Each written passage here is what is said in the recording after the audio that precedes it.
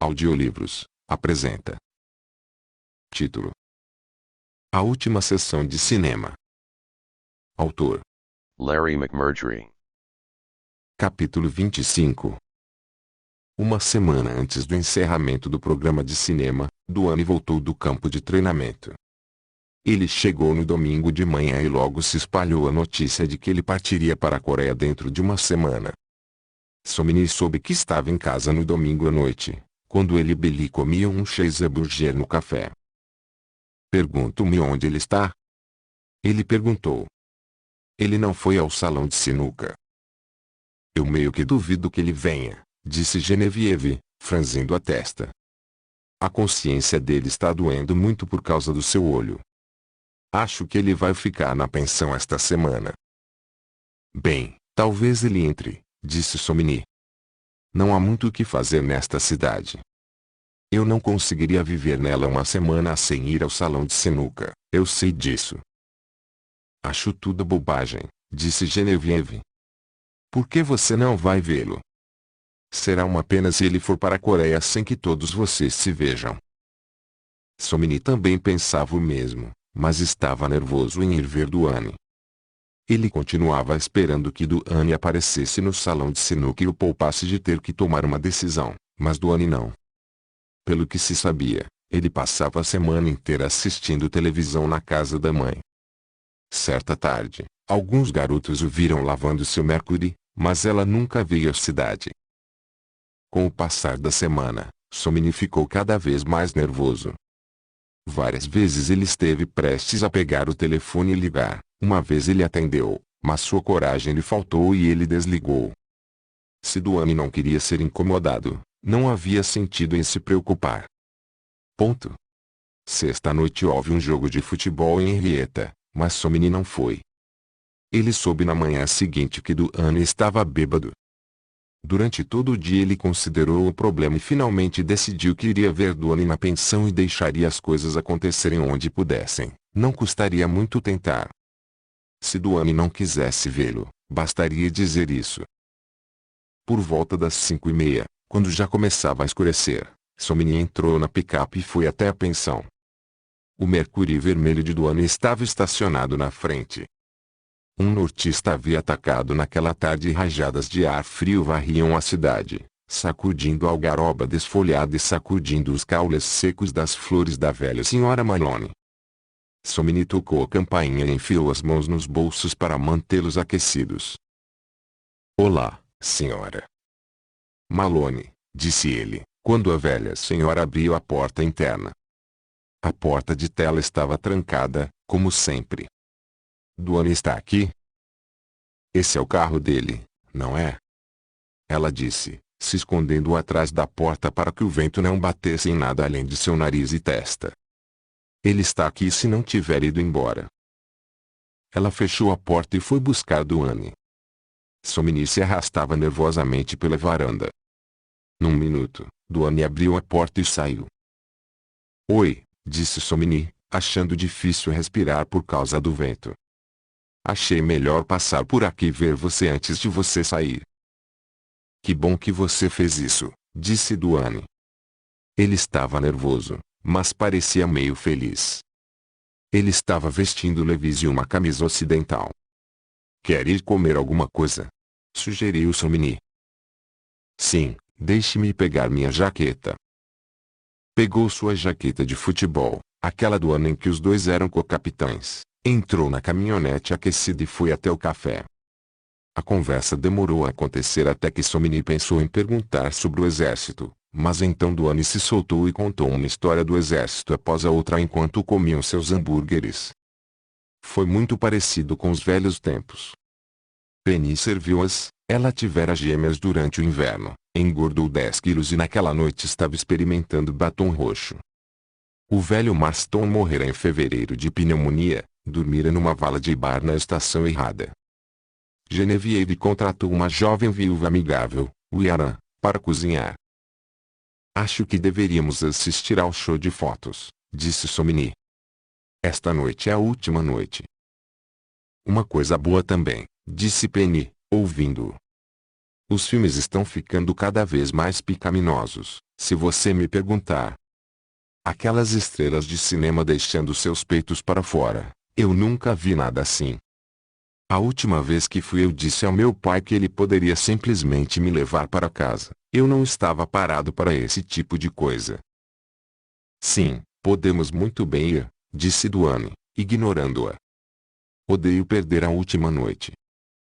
Eles foram ao salão de sinuca e Somni também comprou sua jaqueta de futebol. Depois atravessaram a praça em direção ao cinema e compraram os ingressos. Alguns alunos do ensino fundamental estavam entrando. O filme era um filme de Audie Murphy chamado Ticket from Texas, com Gali Storm. Olá, Duane, disse a senhorita Mosey. Achei que vocês tivessem terminado no exterior. Espero que todos gostem do show. Os meninos planejaram fazer isso, mas de alguma forma a ocasião simplesmente não deu certo. Audie Murphy era um brigão como sempre, mas isso não ajudou. Teria sido necessário Winchester 73 ou Rei River ou algum grande filme como esse para apagar as memórias que os meninos continuavam tendo. Eles tinham ido tantas vezes ao cinema com Jaci que era difícil não pensar nela, espreguiçando-se com agilidade na última fila depois de uma hora de beijos e abraços. Tais pensamentos eram perigosos para ambos. Inferno, isso aqui é um cachorro, disse Duane. Somni concordou. Por que não vamos até Fort Worth beber um pouco de cerveja? Ele perguntou. Meu ônibus sai às 6:30 da manhã, disse Duane. Acho que conseguiríamos chegar a Fort Worth e voltar às 6:30. Fácil. A senhorita Mosey ficou angustiada ao vê-lo partir tão cedo. Ela tentou devolver o dinheiro, mas eles não aceitaram.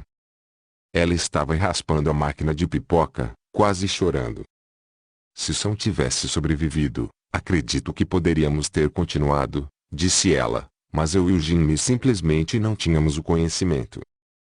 Duane, tome cuidado agora, no exterior, lá fora, o vento estava tão frio, fazia seus olhos lacrimejarem. Somni insistiu para que fossem na picape. Ele sabia que Duane iria dormir no caminho de volta e não queria a responsabilidade de dirigir o Mercury. O vento empurrou a picape por toda a estrada, mas a estrada ainda era muito melhor para o ânimo deles do que o show de fotos. O barulho de Tali os lembrou um pouco da época, parecia anos atrás, quando eles foram para Matamoros. Assim que chegaram a um condado úmido, pararam e compraram 2 pacotes de 6 cervejas. As latas vomitaram ao serem abertas e o cheiro de cerveja encheu a cabine. No momento em que cruzaram a ponte do Lago Worth, já haviam passado por um pacote de 6,5 e estavam se sentindo bem. Logo chegaram aos bares da rodovia Jacksboro e Somni parou em um lugar chamado Red Hot Tavern. Lá dentro, muitos garotos de aparência durão e com rabo de pato jogavam shuffleboard, e algumas mulheres com cabelos tingidos estavam sentadas no bar com seus namorados de meia idade. Os rabos de pato olharam para os meninos com beligerância, mas nenhum desafio direto foi oferecido. Tudo o que podemos fazer aqui é ficar bêbados e ser chicoteados, disse Duane. Vamos ver quais são as perspectivas em Salt Mine. Eles dirigiram lentamente ao redor do tribunal, o único tribunal que conheciam que tinha uma bandeira americana em neon no topo, e estacionaram bem na rua principal, onde ficavam os bares. O vento soprava ao redor do grande tribunal de granito e cortava a rua, tão frio quanto em Thalia.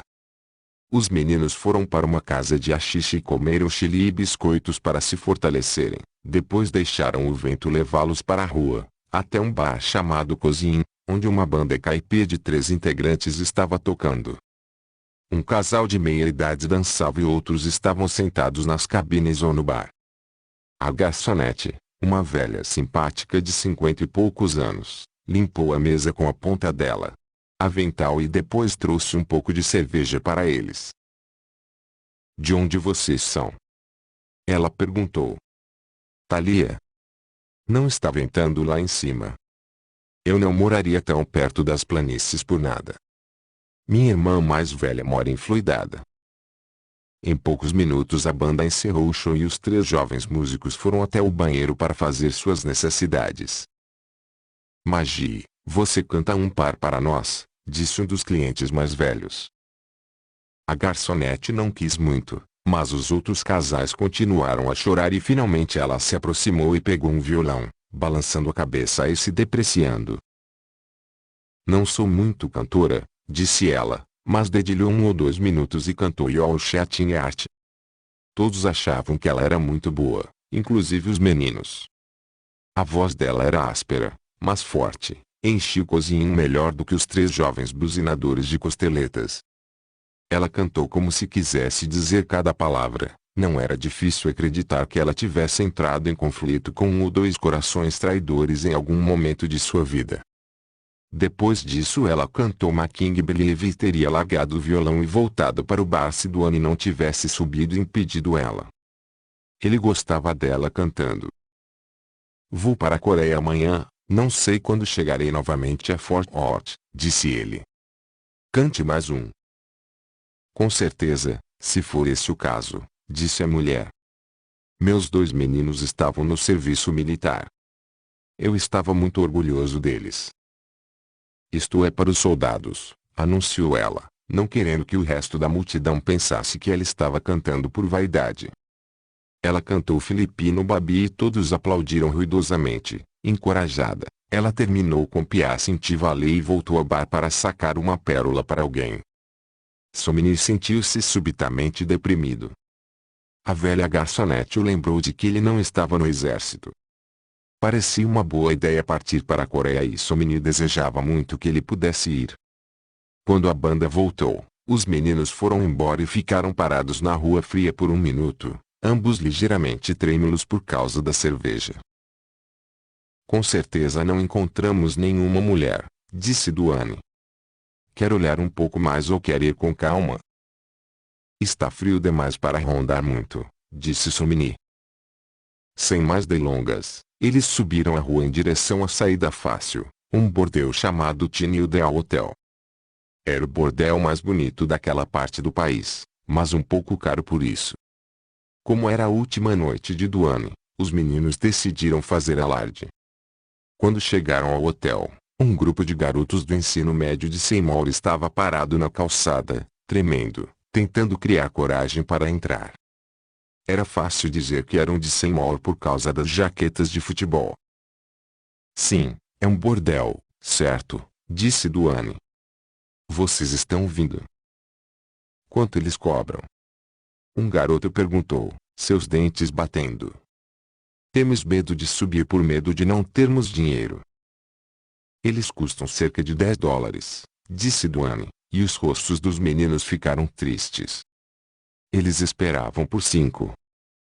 Somni e Duane entraram e subiram as escadas acarpetadas de verde, deixando os rapazes sem mal contando o dinheiro. A madame era uma mulher quieta e educada, que parecia e se vestia como as vendedoras de uma loja de departamentos de Wichita Falls. A filha de Somni era uma morena educada e de nariz fino de cor ciana, chamada Pauline. Tudo era esplendidamente confortável no New Deal, os quartos eram aconchegantes, as camas amplas e limpas, os tapetes bons. As meninas eram simpáticas, mas tão eficientes que depois Somni teve a impressão de que ele e a menina mal haviam se tocado. Antes mesmo de ele descongelar, ele e Duane estavam descendo as escadas verdes, cada um $10 mais pobres e nem muito menos excitados. Os rapazes Seymour tinham ido embora, as ruas estavam quase vazias. Enquanto voltavam para a caminhonete, o varredor de rua da cidade passou e Somni se lembrou de Billy e esperou que a senhorita Mosey tivesse visto ele chegar em casa longe do frio. Bem, acho que a próxima peça que receberei será amarela, disse Duane filosoficamente. Quando voltaram para a ponte de Lockwood, ele já estava dormindo. Somni não se importou, ele gostou da viagem e não tinha pressa. Com o vento soprando contra ele, ele não conseguia ganhar muito tempo, mas não precisava. Ao norte de Jacksboro, ele parou a caminhonete e saiu para mijar, e Duane acordou e fez o mesmo. Eram cerca de 5 horas quando pararam em Thalia. Os cartazes em frente ao cinema estavam nus. Pareceu a Somni que teria sido melhor ter deixado alguns pôsteres, até mesmo os de Teacher's Kid. Faltam cerca de 2 horas para a hora do ônibus, disse ele, quando estavam na pensão. Quer descer e tomar um café? Sim, disse Duane. Espere até eu entrar e pegar meu equipamento. Em seu uniforme, Duane parecia muito diferente. Quando voltou para a caminhonete, entregou casualmente a Somni as chaves do Mercury. Aqui, ele disse. Por que você não cuida daquele carro para mim? Somni pegou as chaves, envergonhado. Sua mãe não precisa disso?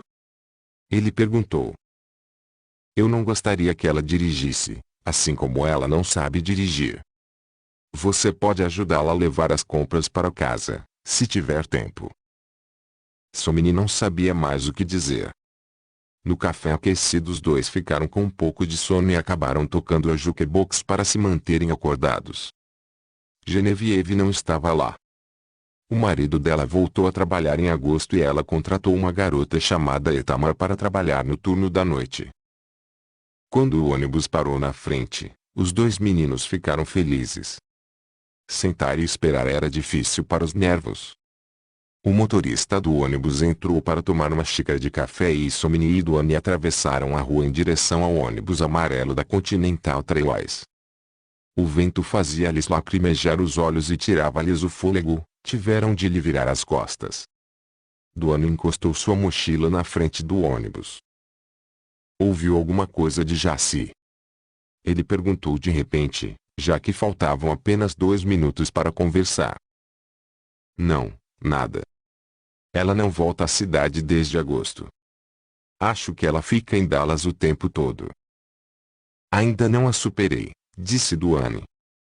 E a coisa mais terrível. Ainda não a superei. Essa é a única razão pela qual eu e você começamos a briga naquela noite. Acha que ela gosta de Dallas? É difícil dizer, disse Somni, talvez ela saiba. Acha que você e ela teriam resolvido tudo se eu não tivesse me intrometido? Ah, não, disse Duane. Eles teriam me anulado também, mesmo que tivéssemos feito isso. Vocês nem chegaram ao motel? Não, disse Somni. O motorista do ônibus saiu do café e atravessou a rua correndo, apoiando o queixo no ombro para proteger o rosto do vento. Duane pegou a mochila e ele e Somni apertaram as mãos sem jeito. Duane, tenha cuidado, disse Somni. Eu cuidarei desse Mercúrio. Tudo bem, disse Duane. Vejo você em 1 ou 2 anos, se eu não levar um tiro. Ele subiu e acenou rapidamente pela janela enquanto o ônibus partia. Uma ambrósia patinou pela rua empoeirada e o ônibus passou por cima dela. Somni colocou as mãos nos bolsos e atravessou a rua até a picape, não se sentindo muito bem. Foi mais uma daquelas manhãs em que não havia ninguém.